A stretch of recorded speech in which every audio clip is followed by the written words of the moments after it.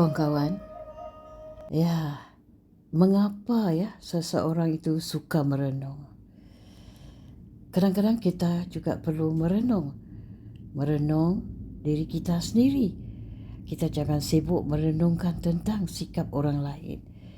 Ya, kalau kita merenung dalam tentang sikap ya tabiat kita ni, kita perlu merenung. Banyak kesilapan yang kita lakukan. Ya, merenung ni dapat dialami oleh sesiapa saja dan bila saja. Jadi penelitian yang dimuatkan, kata orang, menyatakan bahawa jaringan otak yang disebut, kata orang, terlibat ya yang sangat banyak merenung. Jadi merupakan bahagian otak yang saling berhubung dan aktif saat anda tenggelam dalam fikiran dan tidak fokus pada dunia di sekitarnya. Ya, itu dia. Jadi masalah ya dan kondisi tertentu biasanya menjadi pemicu seseorang berfikir lebih dalam hingga berlebihan akan sesuatu lebih jauh ya. Jadi beberapa kondisi berikut ni yang aku ingin nak kongsikanlah. Jadi kita ni perlu ada keyakinan bahawa merenung dapat memberikan wawasan tentang hidup ataupun masalah kita ya. Adanya trauma fizik ataupun mental ni mendapat kondisi ataupun pemicu stres yang tidak terkendali ya. Jadi kita ni memiliki kata orang kepribadian yang terlalu kurang sempurna lah kadang-kadang ya. Itu dia, kita ni perlu merenung diri kita ke sedalam-dalamnya. Kita merenungkan di manakah letak kesilapan. Kita janganlah sibuklah merenung tentang orang lain ya. Kita fikirkan diri kita, renungkan dalam-dalam. Jadi apa saja manfaat kita merenung? Biasanya seseorang yang merenung ni untuk menganalisis dan mencari tahu solusi dari sesuatu situasi atau masalah yang sedang kita hadapi ya. Ya, kita perlu mencari macam mana cara solusinya ya.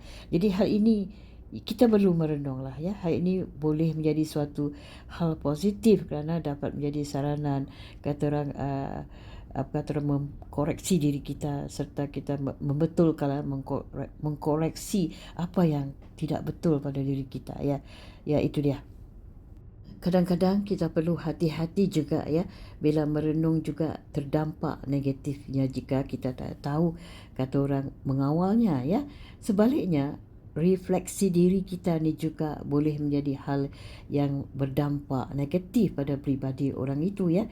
Jadi merenungkan sesuatu kesalahan secara terus menerus justru dapat berdampak negatif kerana dapat membuat kita rasa rendah diri hingga kata orang tu berujung kecemasan dan tertekan dan kemurungan lah ya. Jadi apa yang kita perlu waspada jika kegiatan merenung yang kita lakukan?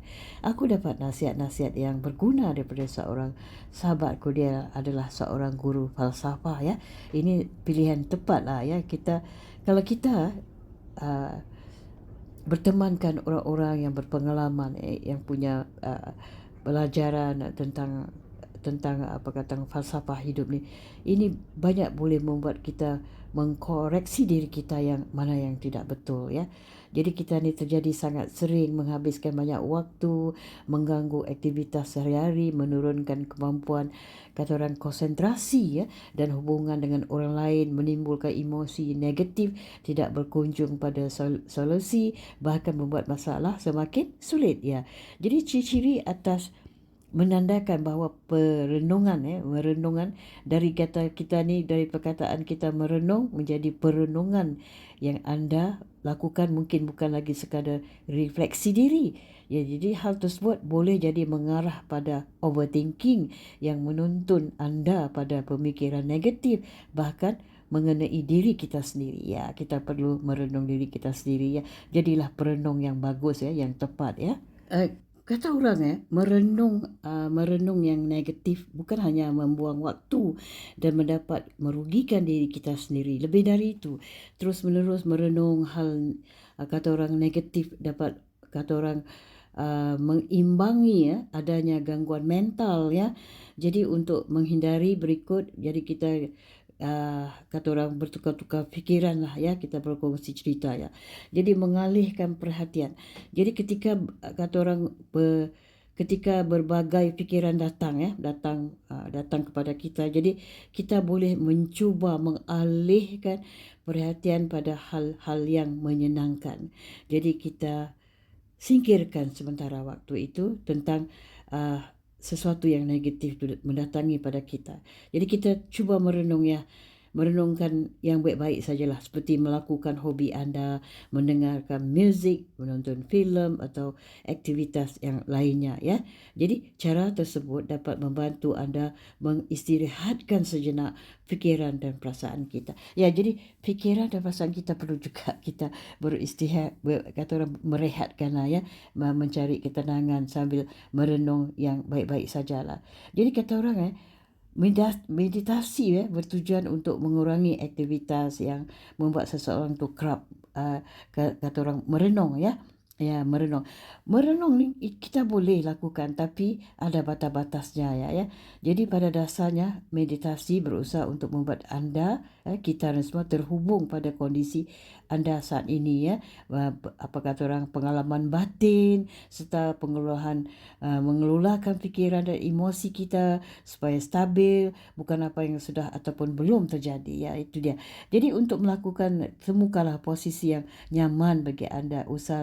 Usahakan untuk memfokuskan fikiran dan menenangkan fikiran.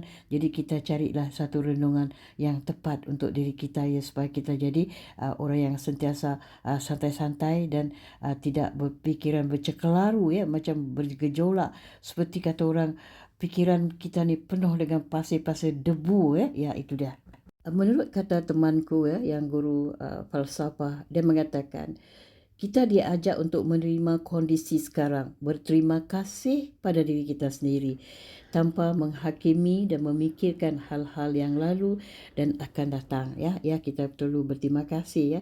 Jadi manfaat melakukan, kata orang, meditasi ni juga dapat memberikan anda ketenangan dan mengatasi stres ya. Kita merenung dengan cara yang baik, yang tepat, yang santai ya. Jadi dengan fikiran yang bersih, yang jernih ya.